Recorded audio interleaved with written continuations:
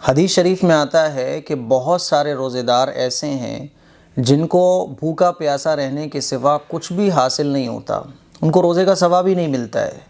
اور بہت سارے راتوں میں جاگ کر عبادت کرنے والے ایسے ہیں جن کو تھکان کے سوا کچھ بھی حاصل نہیں ہوتا ہے، ان کو عبادت کا ثواب ہی نہیں ملتا ہے۔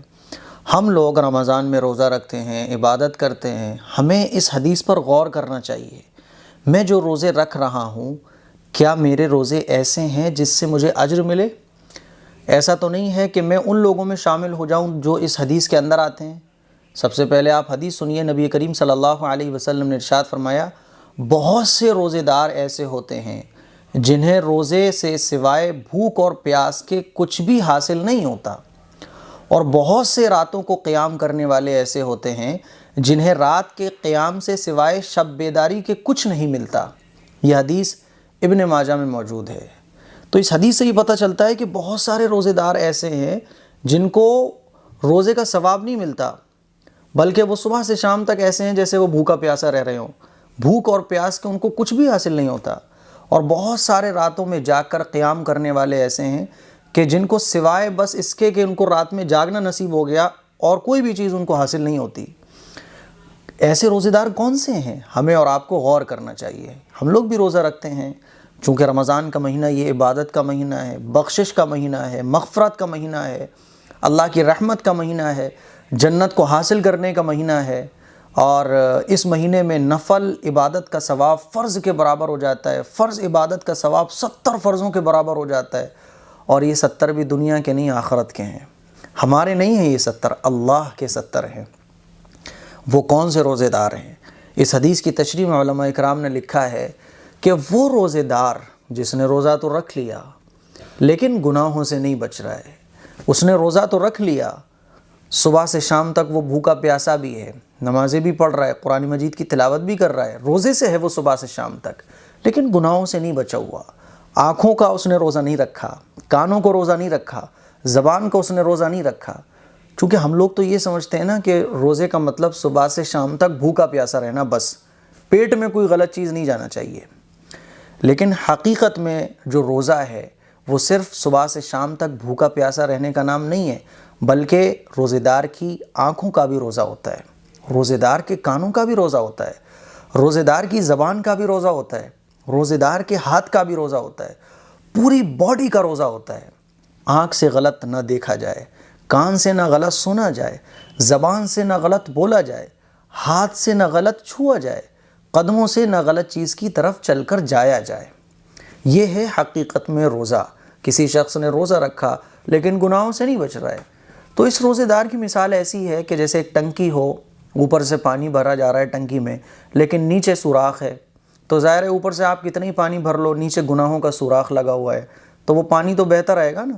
اسی طرح سے ہماری نیکیوں کی جو ٹنکی ہے، ہم نیکیاں کما کے جمع کر رہے ہیں اس میں، لیکن گناہوں کا ایک سوراخ ہم نے لگا لیا کہ ہم گناہ بند نہیں کر رہے ہیں، تو ادھر ہم نیکی کر رہے ہیں، ادھر گناہ کر رہے ہیں، تو یہ ساری نیکیاں ختم ہو رہی ہیں اس گناہ کے ذریعے سے۔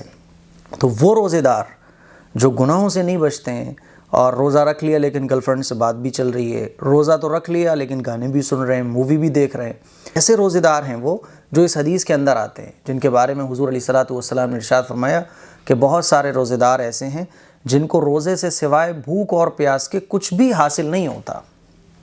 اسی لیے ہمیں اور آپ کو غور کرنا چاہیے۔ ہم نے روزہ رکھ لیا، اب ہم اپنی آنکھوں کی بھی حفاظت کریں، اپنے کانوں کی بھی حفاظت کریں، اپنے ہاتھوں کی بھی حفاظت کریں۔ اور حدیث شریف میں تو یہ بھی آتا ہے نا کہ اللہ تعالیٰ ارشاد فرماتا ہے کہ روزہ میرے لیے ہے اور روزے کا بدلہ میں خود دوں گا۔ اور ایک دوسری حدیث میں آپ علیہ الصلوۃ والسلام نے ارشاد فرمایا کہ روزے دار کو غلط چیزوں کو چھوڑ دینا چاہیے رمضان میں۔ ویسے تو رمضان کے علاوہ اور دنوں میں بھی ہمیں گناہوں سے بچنا چاہیے، لیکن جس طرح سے رمضان میں نیکیوں کا اجر بڑھ جاتا ہے، اسی طرح سے رمضان میں گناہوں کا وبال بھی بڑھ جاتا ہے۔ رمضان کے علاوہ بھی ہمیں گناہ نہیں کرنا چاہیے، لیکن رمضان میں ہمیں اس کا خاص اہتمام کرنا چاہیے۔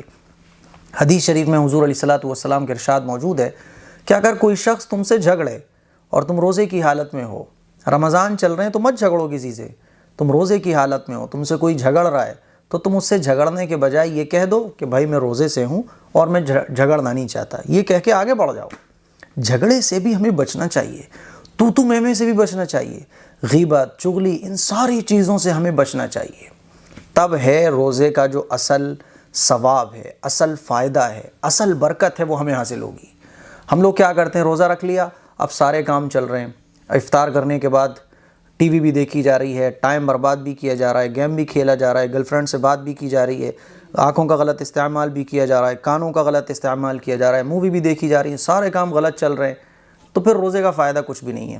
ہاں فرض ادا ہو جائے گا لیکن روزے کا جو ثواب ہے وہ حاصل نہیں ہو سکتا. ایسے ہی لوگوں کے بارے میں حضور نے ارشاد فرمایا کہ وہ کچھ روزے دار ایسے ہیں، بہت سارے روزے دار ایسے ہیں جن کو بھوکا پیاسا رہنے کے سوا کچھ بھی حاصل نہیں ہوتا. اور بہت سارے راتوں میں قیام کرنے والے ایسے ہیں جن کو رات بھر جاگنا حاصل ہوتا ہے بس، اور کچھ بھی ان کو حاصل نہیں ہوتا. وہ راتوں میں جاگ کر عبادت کرنے والے کون ہیں؟ جو عبادت تو کرتے ہیں لیکن ان کا عبادت کرنے کا مقصد دکھاوا ہوتا ہے، گھر والوں پہ رعب جمانا ہوتا ہے، یا دکھاوا ہوتا ہے کہ یہ چھا جائیں، ہمارا نام ہو جائے کہ یہ تو ماشاءاللہ راتوں میں جاگ کر خوب عبادت کرتے ہیں. یا وہ عبادت کرنے والے جو راتوں میں تو جاگ کر عبادت کر رہے ہیں لیکن فرض نماز چھوڑ دے رہے ہیں، یا راتوں میں تو انہوں نے خوب عبادت کری اور صبح اٹھنے کے بعد گناہ کر لیا بہت بڑا. تو پھر ایسے عبادت کرنے والے ظاہر ہے ادھر انہوں نے گناہ کر لیا اور راتوں میں عبادت کی، تو ان کو بھی کوئی فائدہ عبادت کا حاصل نہیں ہوتا ہے.